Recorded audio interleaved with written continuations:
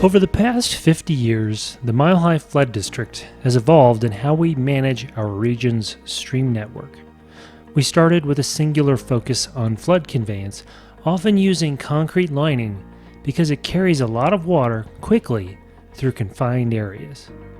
But concrete lining is expensive to replace, damaging to the environment, and an eyesore for the community.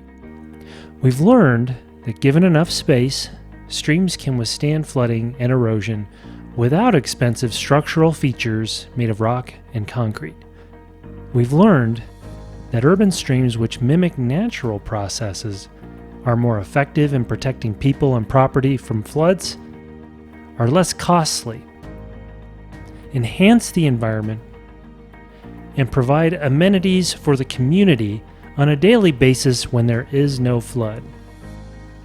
We've learned that infrastructure can look like nature.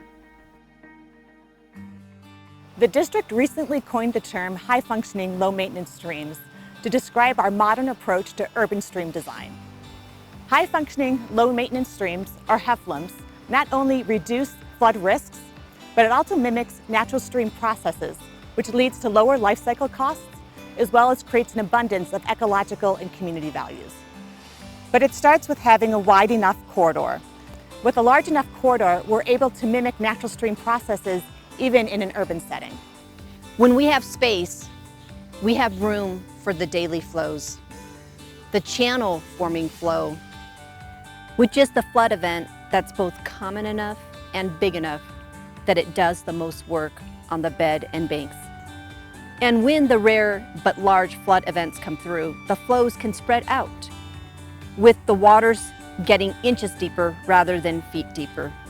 Here, we have possibilities, wildlife corridors, improved water quality, and a place for people to connect with nature, even in the middle of the city, high functioning.